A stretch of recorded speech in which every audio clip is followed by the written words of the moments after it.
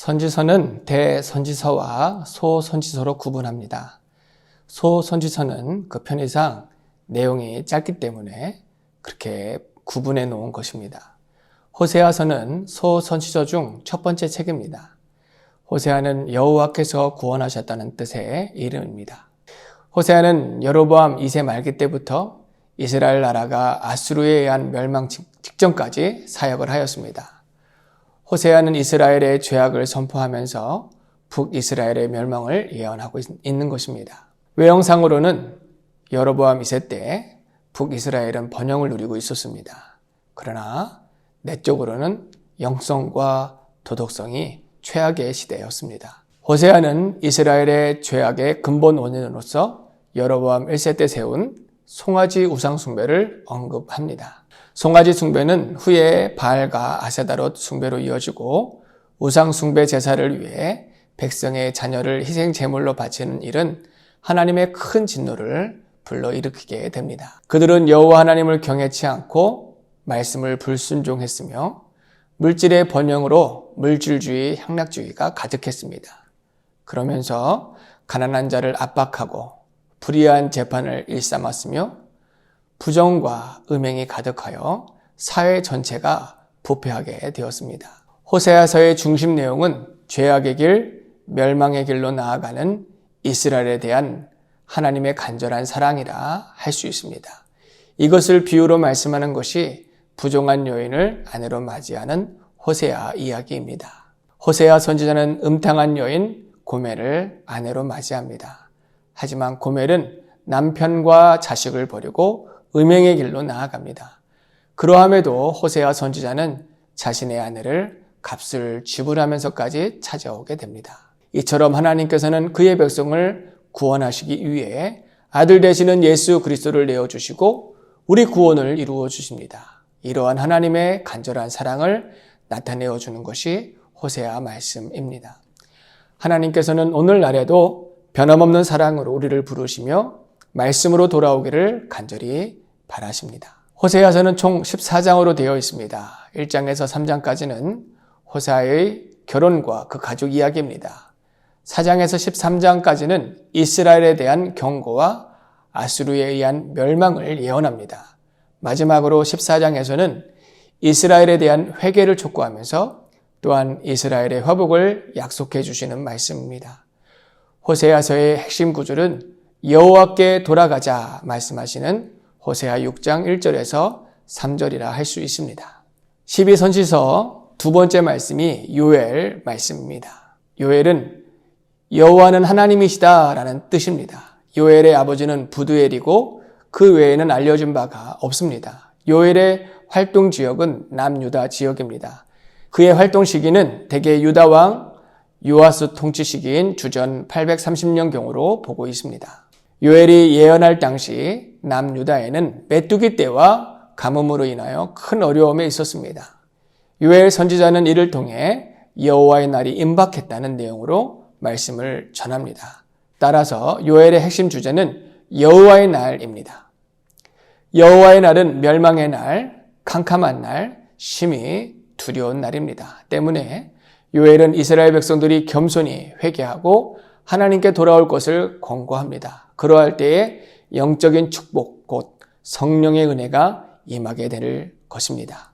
따라서 여호와의 날은 회개하지 않는 자에게는 무서운 진노와 심판의 날이 되겠지만 회개하고 주께 돌아오는 심령들에게는 은혜와 축복의 날이 되는 것입니다. 요엘서 말씀은 크게 두 부분으로 나누어져 있습니다.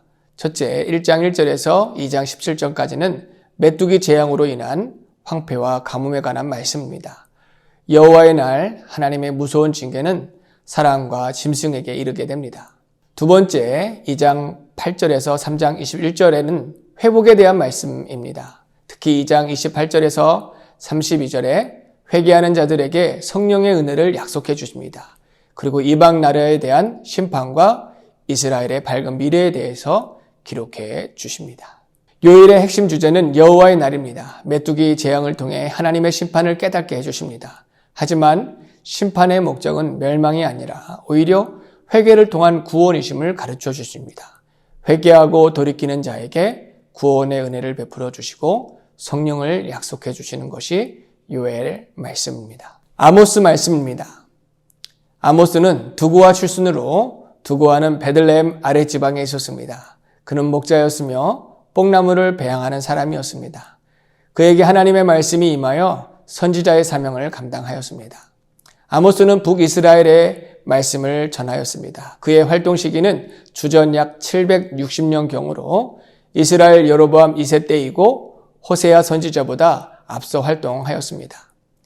여로보암 2세 때 북이스라엘은 경제적으로는 호황기라 할 수 있었습니다. 하지만 각종 우상들이 들어와서 죄악이 가득하였고 사회적 타락으로 영적으로는 매우 어두웠던 시대였습니다. 아모스는 크게 세 부분으로 볼 수 있습니다. 서론 부분은 1장과 2장으로 심판에 대한 선포입니다. 먼저 이스라엘 주변 국가들에 대한 심판이 기록됩니다. 그리고 종국에는 이스라엘이 주변 다른 나라들보다 더욱 타락하였음을 지적합니다. 본론 3장 1절에서 9장 10절까지는 이스라엘의 죄에 대한 징계의 말씀입니다. 제사의식에 대한 범죄와 사회적 죄악을 말해줍니다. 세 편의 설교를 통해 그들에게 화가 임할 것을 선포하고 그 후 5가지 환상을 보여줍니다. 메뚜기 환상, 타는 불꽃, 다림줄 환상, 과일 광주리 환상, 그리고 제단과 성전 파괴의 환상입니다. 아모스의 설교와 환상은 이스라엘의 죄악으로 인한 하나님의 심판이 확정적임을 선포합니다. 하지만 너희는 나를 찾으라, 그리하면 살리라. 아모스 5장 4절로 8절 말씀으로 하나님은 이스라엘 백성들을 간곡히 권고하십니다. 우리에게도 마찬가지입니다. 지금이 여호와를 찾고 만날 때임을 기억해야 합니다. 하나님을 찾고 하나님께 돌아오는 심령에게 주님은 은혜를 베풀어 주십니다. 아모스서 결론 부분은 9장 11절에서 15절 말씀입니다. 이스라엘의 소망을 기록하고 있습니다. 이는 호사의 메시지와 같은 맥을 이루는 것으로 남은 자들이 돌아오며 황폐해진 성읍이 재건될 것을 약속하고 있습니다. 이는 그리스도를 통해 이루어질 것이며 오늘날 믿음의 성도들에게 이루어질 말씀입니다. 아모스서의 주요 구절로는 아모스 5장 24절 말씀으로 오직 정의를 물같이 공의를 마르지 않는 강같이 흐르게 할지어다 라고 할 수 있습니다. 오바댜 말씀입니다. 오바댜는 여호와의 종이라는 이름입니다. 오바댜는 구약 성경 중에서 가장 짧은 성경입니다. 오바댜는 이웃나라 에돔을 향해 메시지를 전하고 있습니다. 오바댜는 그 기록 연대와 장소에 대해 정확하게 알 수 없습니다. 하지만 에돔이 이스라엘 적국인 바벨론을 포함한 여러 나라들과 동맹하여서 예루살렘 약탈에 참여한 역사적 상황을 기록하고 있는 것으로 보아 예루살렘이 멸망할 그때에 기록된 것으로 보고 있습니다. 오바댜는 하나님의 백성을 잔인하게 대하는 에돔에게 임할 심판에 대해 기록하고 있습니다.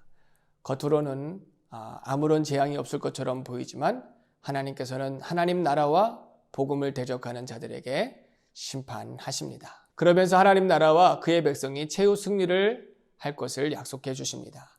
주님의 나라가 도래하는 날에 유다의 회복이 약속되어지고 하나님의 나라가 세워질 것을 말씀해 주십니다. 에돔 나라는 야곱의 형 에서의 후손입니다. 가깝고도 멀다 할 수 있는 이 두 민족은 언제나 적대감으로 가득하였습니다. 그 이유는 여러 방면으로 살펴볼 수 있겠지만 무엇보다 에돔은 약속의 민족이 아니었기 때문이며 또한 그들은 여호와 하나님을 섬기지 않는 이방 민족이었기 때문입니다. 특히 출애굽 이후 이스라엘 자손이 가나안으로 가는 도중 에돔 땅을 지나야 할 일이 있었지만 그때 에돔 왕은 그 요청을 거절하게 되었습니다. 이 일로 인해서 두 민족의 관계는 더욱 악화되었습니다. 예루살렘이 바벨론 느부갓네살에 의해서 멸망되었을 때에 에돔은 유다의 재난과 멸망을 보고 조롱하고 비방합니다. 오바댜서는 이러한 에돔의 심판과 그들의 멸망을 예언합니다. 마지막 때에 그리스도께서 대적들을 심판하시고 만국을 벌할 자로 임하실 것입니다. 또한 메시아께서 시온산에 강림하시어 주의 나라를 세울 것입니다. 그리스도께서 구원자이시며 참 통치자가 되어 주실 것을 약속해 주시는 것이 오바댜 말씀입니다.